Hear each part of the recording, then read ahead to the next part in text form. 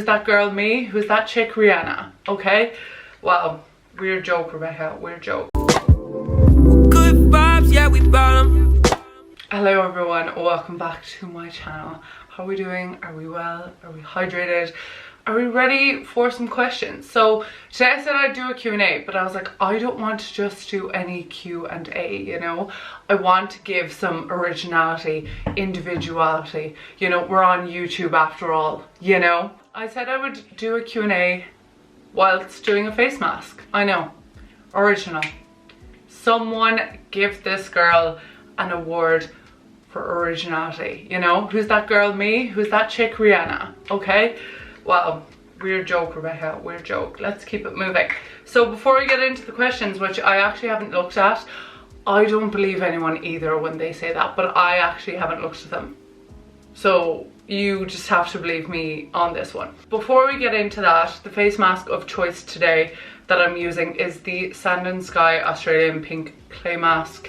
Love this stuff, adore this stuff, longest running item in my skincare routine, and also it matches the vibe, you know, pink hoodie, pink face mask. So let's get into them. I have my questions here on my phone. How original. So yeah, if you ever want to be a part of any of these videos, just be sure to follow my Instagram because that's the best place to get questions. I did put it in the YouTube community, but to be honest, I don't know, did that get shown to each and every one of you? So the first question is, fake friendships and putting up with a friend for the sake of a group, right?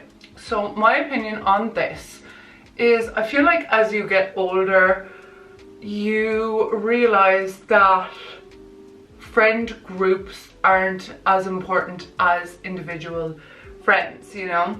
I feel like a lot of the time when we are younger, especially maybe if you're from a small town, I feel like this is just more applicable because everyone's in their groups, everyone's in their little cliques, and you have friend groups. But I feel like as you get older, people, you know, not everyone in the friend group is gonna get on, and not everyone is gonna get on the same with every person. Not all people have the same views or opinions or interests or mindsets, you know? I feel like as we get older, we realize, or maybe just me, that it's not so much the group as the individual friends in your life who are a real friend. You know who's a friend and who's not. I feel like there's a difference between a friend and an enemy, and you know, if there's someone in a group that you don't necessarily vibe with,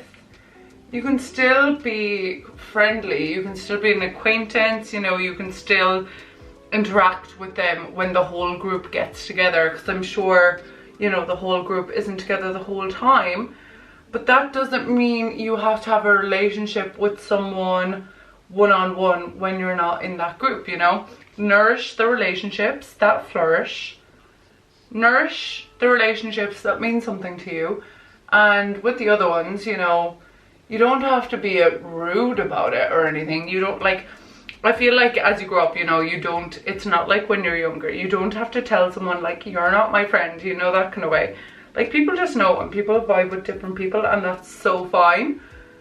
But yeah, I would just say, you know, put effort into friendships that you want to put effort into, and anyone who you don't see as a friend, or they don't act like a friend towards you, or you just get a weird vibe off them, you know, be friendly when you're in the group, but that doesn't mean you have to necessarily be friends with them one-on-one when there's no group setting, you know? I don't know if it's just me personally, but I feel like the whole groups of friends getting together thing really does fizzle out as you get older, because everyone's busy, everyone has their own priorities, so therefore everyone makes time for who they want to make time for, and I feel like meeting up as a group isn't as much of a regular thing. When you get older, that could just be me. Thank God I'm finished putting on that face mask. That was a lot. So the face mask's on now, so basically now all I'm doing is talking. So the next question is, how do you cope with people saying negative comments about you? Number one, I don't think many people say negative comments about me to my face or in my DMs, which is a great thing because ignorance is bliss. And number two, if someone ever did say a negative comment to me in my DMs, on my comments section, you know, everyone's entitled to their own opinion, and if someone wants to project negativity, their own negativity onto me, like, that sounds like a them problem.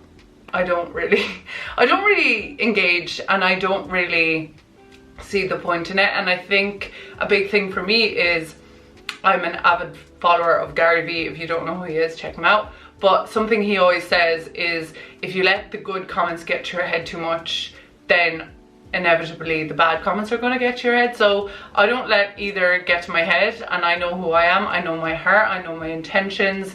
And I feel like when you're very self-aware and know what you're doing and why you're doing it, no one can tell you shit, you know. No one knows the full picture, the full story. So someone's opinion of you, or someone's opinion of why you're doing something or why you do the things you do, is their opinion, and they'll never know your genuine heart and intention anyway.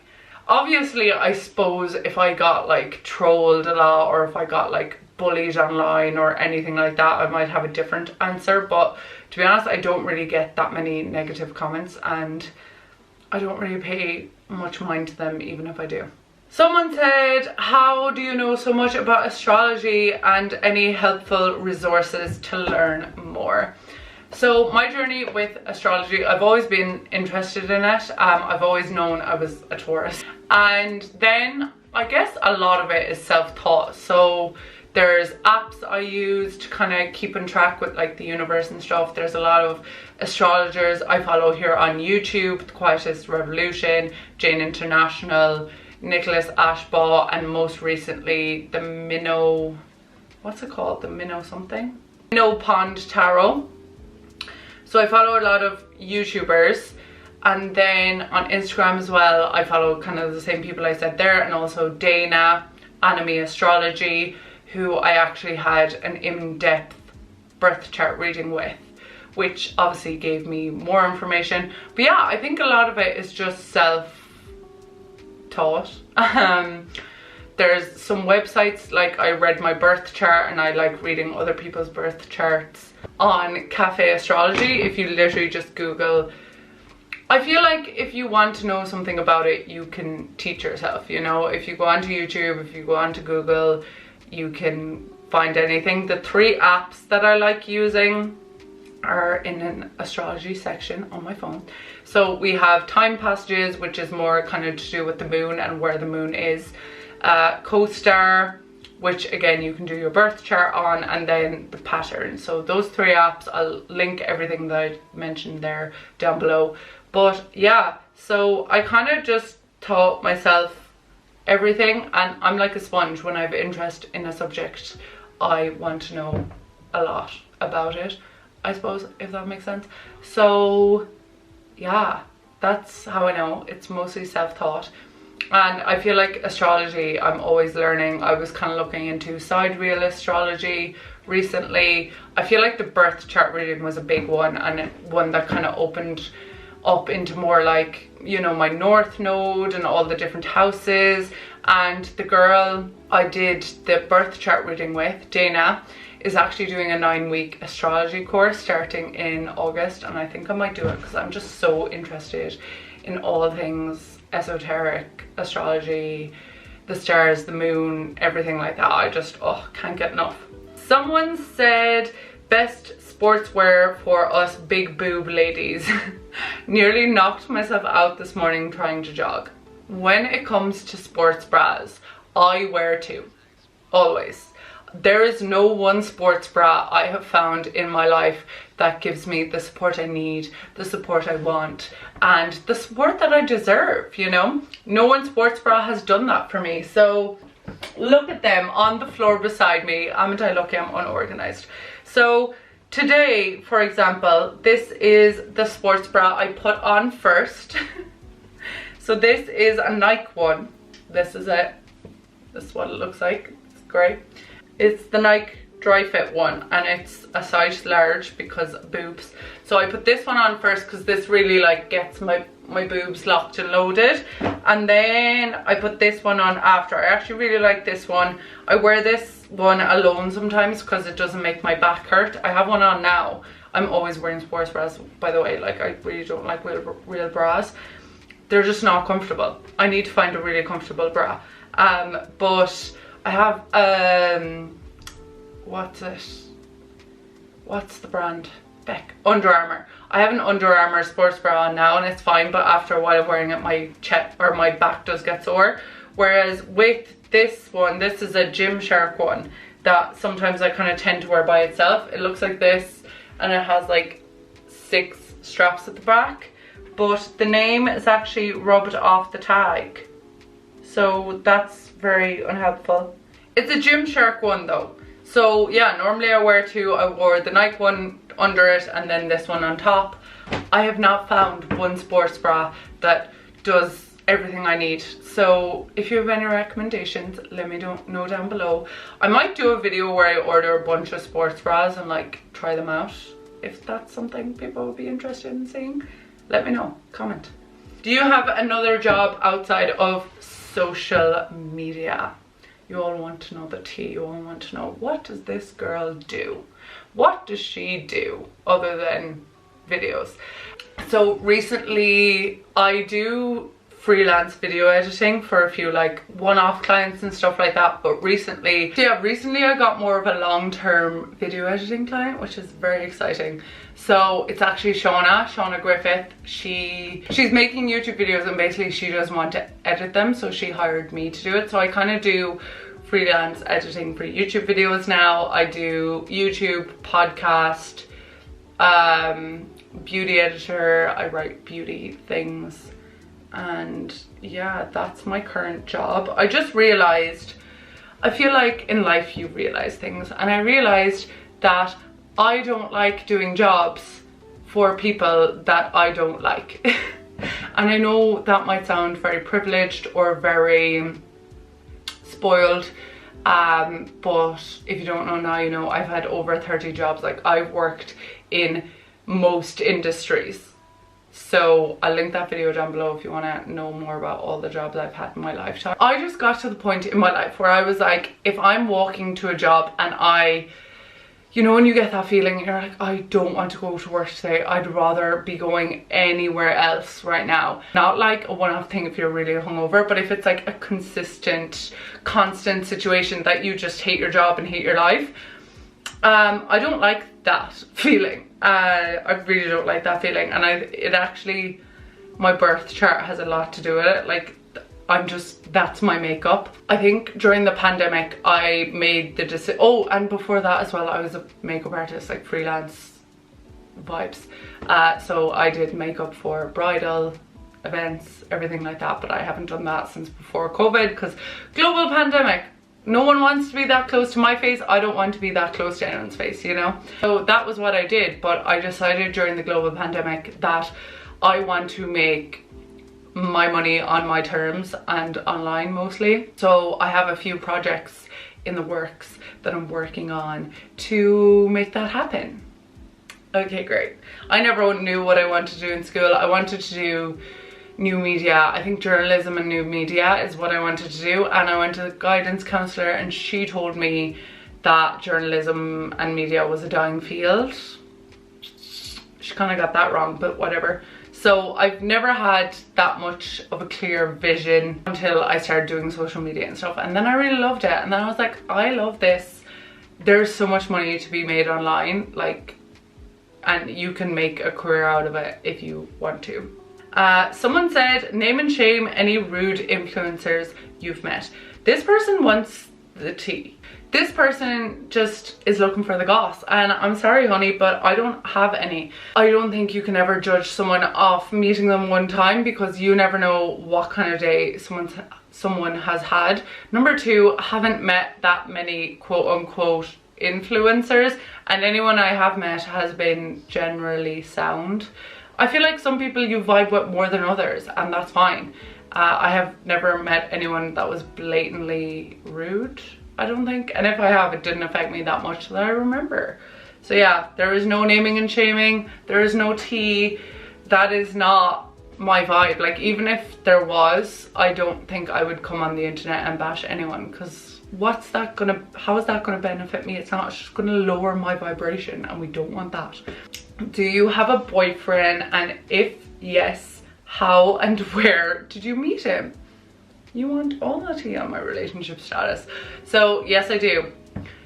And where and how did I meet him? I met him in Sydney, Australia, my first night out, fresh off the feckin' plane.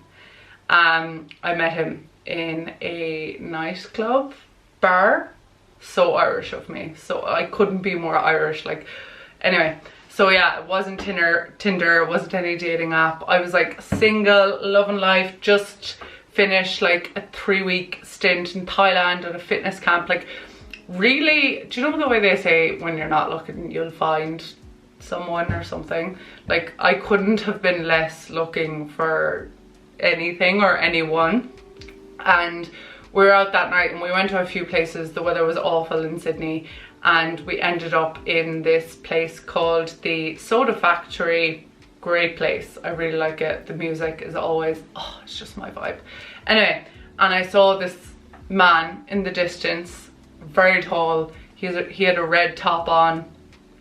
And I looked at my friend and I was like, do you see that? Like, so tall. He's like 6'5", 6'6". I saw him in the distance and I was like, ooh. But like, someone from afar, because he was so tall and he was wearing red, he really stood out. And so I saw him and then like didn't do anything about it, because I like, in my head I was like, I'm way too sober to initiate a conversation with anyone, honey. Like, literally my first night out. I wasn't even 24 hours in Sydney. And then I spotted him again at the bar. And I was like, okay, I'm gonna go get a drink, do it. Or I went and did a shot with my friend. And then we actually weren't allowed to get a shot because Sydney has this like weird law. It's called the, I actually can't, lockout laws. Sydney has these lockout laws where basically they don't serve like shots or doubles or anything after 12 at night. So I went and got a drink anyway, and then I saw him at the bar, and I went up to the bar and was like ordering a drink, by the way, and I just happened to be beside him and I was like, oh hi, how are you? And the rest is history. Yeah, that's it. Fun story, fun times. Someone said again, your own recommendations on sports bras. Already answered that. I'm not the best. Like, I do like those two, but like I will always have to wear 2 sports bras. It's just how it goes. Someone said, did you enjoy the coronavirus lockdown or did it affect you? I have thoughts on this. I have thoughts. So just say them, Rebecca. Okay, so first things first, the first few weeks of lockdown was an introvert's dream. You know, I think I'm 49% extroverted, 51% introverted, like really 50-50 split. Like, I could talk to a wall, but do I want to? Not really, you know? That's my vibe. The first few weeks I was like, this is fine, like, so fine. And then a few things happened that started affecting me, like personal things and stuff that like were out of my control, and the coronavirus was having a direct impact on members of my family and stuff like that, so didn't enjoy that. And also I feel like to say the coronavirus or the lockdown or whatever didn't affect me would be so ignorant of me, because I feel like it affected everyone. Like, we're in our 20s, maybe you're a bit younger, maybe you're a bit older, I don't know, but there has never been a time in our life where there's like a global pandemic and they're like, you cannot leave the house, you cannot travel, everything you thought was going to happen for the next few months, that's not happening. And I feel like it really affected people, and it really affected people's mental health, and like, whether or not you realize it, it probably did affect you in some way. And I feel like there's not enough being talked about that from like more important people, governments, XYZ, you know? No one's putting a real emphasis on. I've been talking to a few people recently, and you know, a few people or even friends or anything where it's like, oh, like, I don't know what was wrong with me the last week, like I just felt XYZ, and I'm like, there's a global pandemic. There is a global pandemic, and you know, we're going to feel this way. I think it was a friend of a friend, I don't know, someone's dad basically said that after World War II or the war times, that loads of people got PTSD because like when you're going through the war, or going, like, even if you're a wife of someone who went through the war, like children or whatever, it's not normal life. It's not what we perceive to be quote unquote normal life. So it's always going to have an effect on you. It's always going to have an effect on your body. And I think I was really good. Well, for the first few weeks I was like, it's fine, like YouTube views going through the roof, who's going to blow up on YouTube because of the global pandemic? Me. Didn't happen. But anyway, we're still here. But then there was like a week or two that I was like, what is happening? Like, this is not normal. What is happening? And then I realized, I took a step back and I was like, Rebecca, you're gonna have to be more self-aware. So I made sure I was exercising, just because for me personally, I love exercising. I'm not saying the global pandemic is like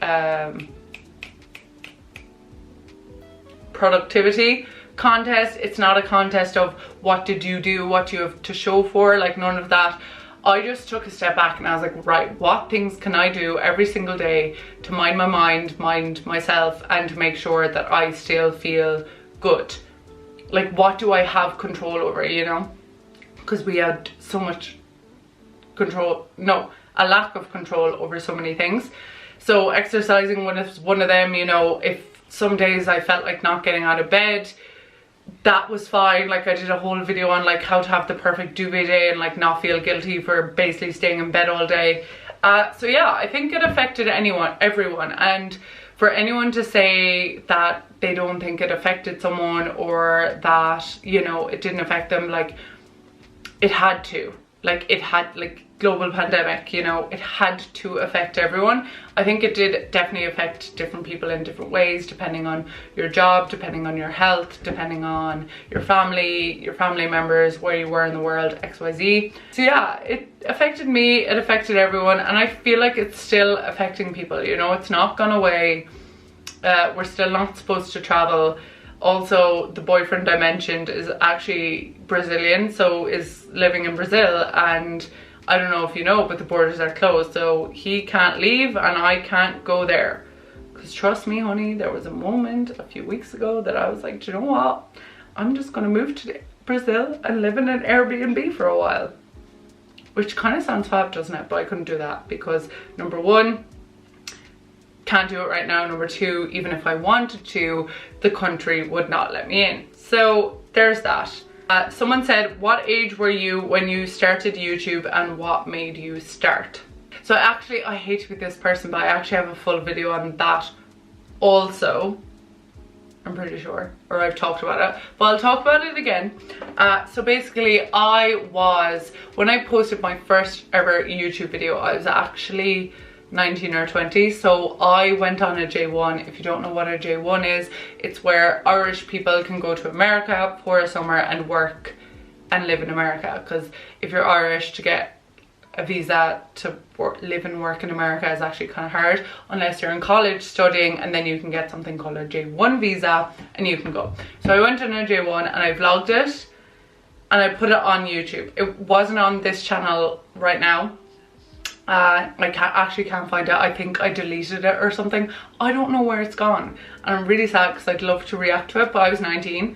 So I posted that video and then just didn't post. Like, I was so inconsistent.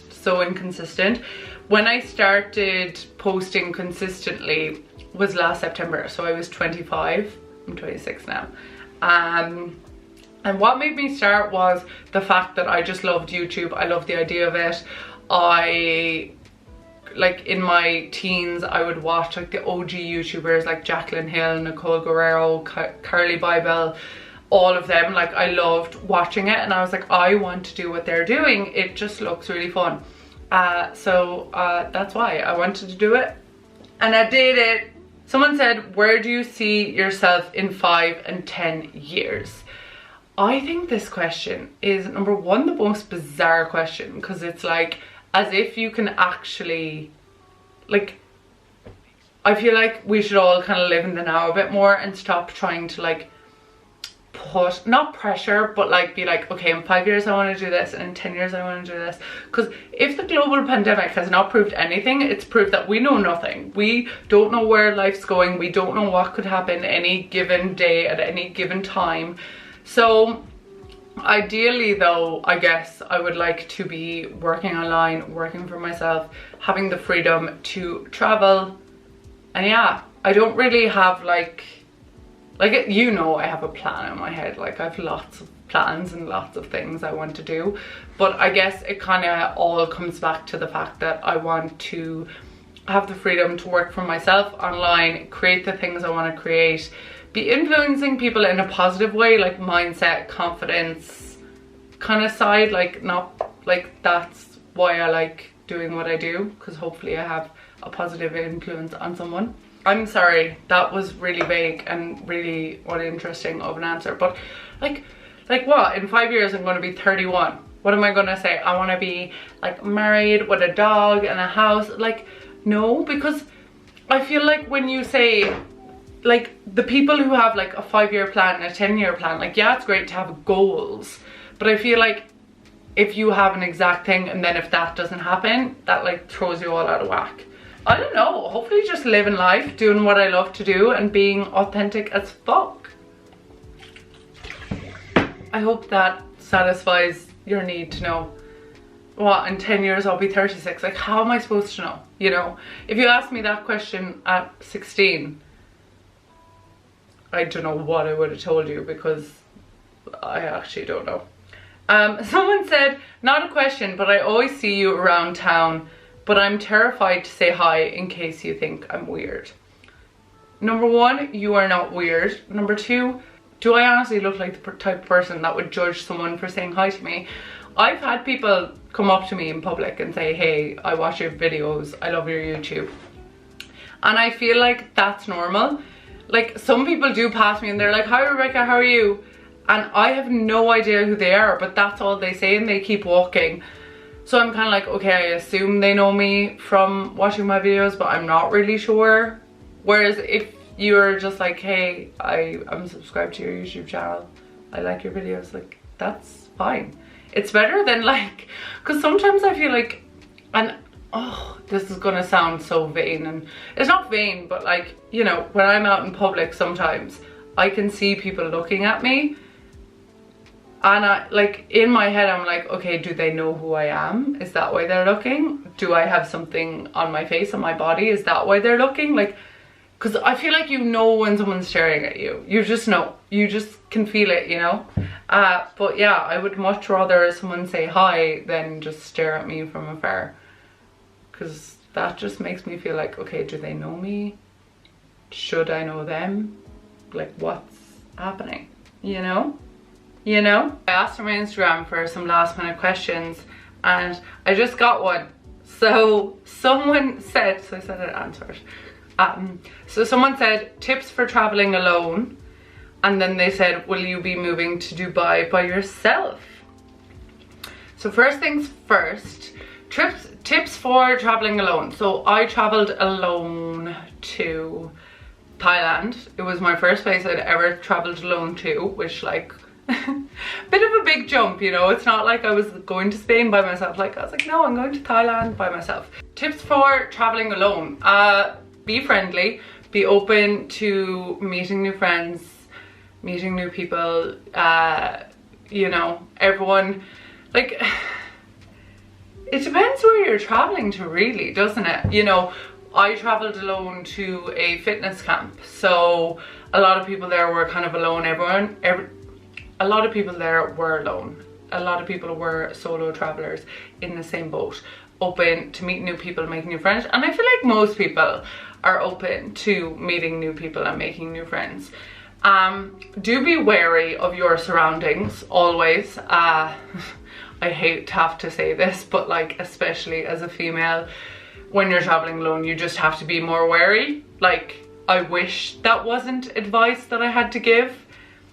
You know, we should be telling men or creepy people not to do certain things, but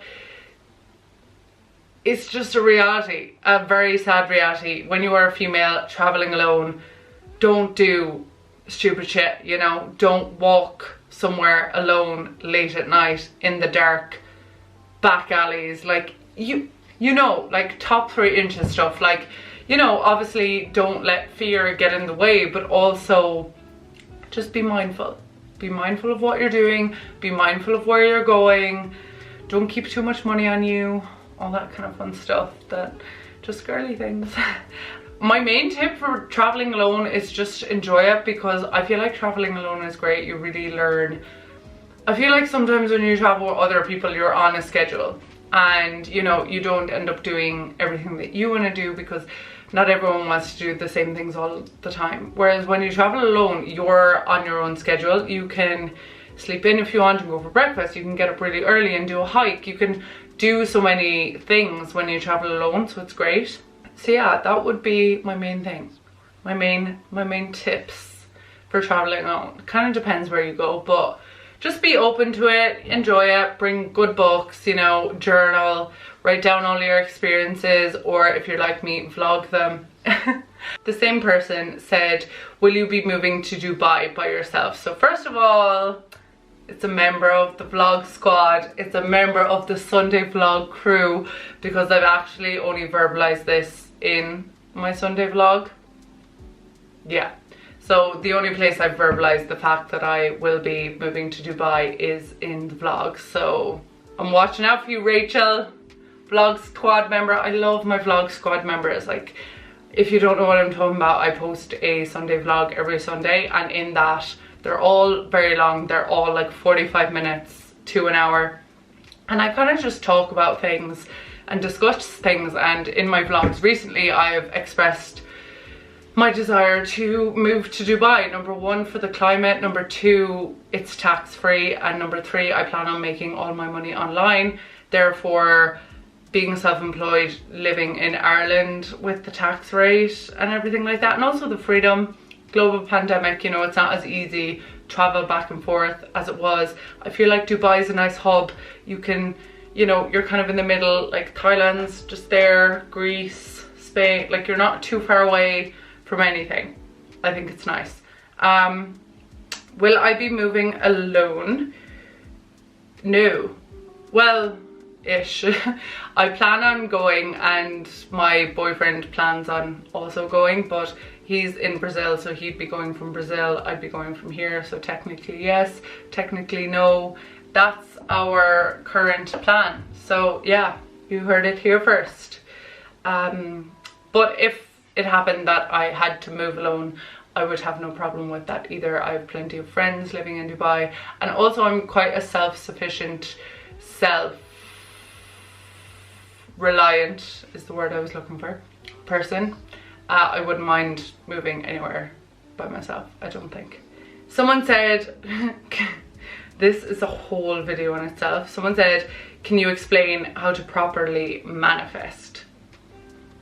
I think I'm gonna do my own video on this. I did do a video recently on manifesting. The whole idea with manifesting is basically, you want to act as if you already have. You want to be in the mindset of abundance and not the mindset of lack. So I was actually explaining this to someone earlier. I was like, when you look at someone else's life or something and say, I want what they have, I don't want what I don't have what they have, or I wish I had what they have, you're putting yourself in this lack space and this lack mindset, this lack mentality. So the whole idea with manifesting is, number 1, you can't just sit on your couch and say, I want to be the best makeup artist in the world, and try and manifest that and not do anything to be it. You know, when you're manifesting, you have to act as if you already have what you're trying to manifest. So I don't know, if you're trying to manifest being the best makeup artist in the world, or being a really good makeup artist or whatever, you have to act like you are that. So you constantly work on your craft, you know, and never have the thing of like negative. The one thing I will say, because I feel like this is a whole video in itself and I don't want to make this Q&A really long, anything negative or self-doubt or anything like that is like anti-manifesting. So if you're trying to manifest something in your life, if you constantly have self-doubt thoughts or like thoughts of this will never happen or why isn't this happening quick enough, you can't put a timeline on it. You just have to be like, I trust the universe, I trust that this is happening and this is happening for me. There's no two ways about it, it is happening, you know?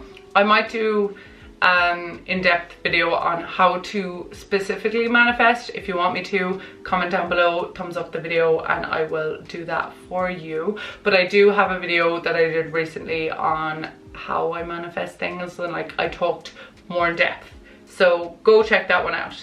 Thank you everyone for watching. I hope you enjoyed my questions on my face mask. The face mask is the Sand and Sky Australian Pink Clay pore refining mask. It like pulls all the badness out of your skin and like, oh, it just makes you feel fab.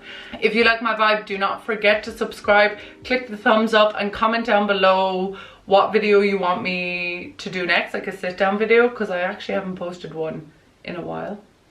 But yeah, I'm just trying to post more videos that are more me and my vibe, as opposed to videos that I think will do well, because I saw a quote recently, it was like, as soon as an artist starts taking direction, what was it? It was like, as soon as someone tells an artist what to do, or as soon as an artist starts making art for the viewer and not for themselves, they cease to be an artist, kind of thing.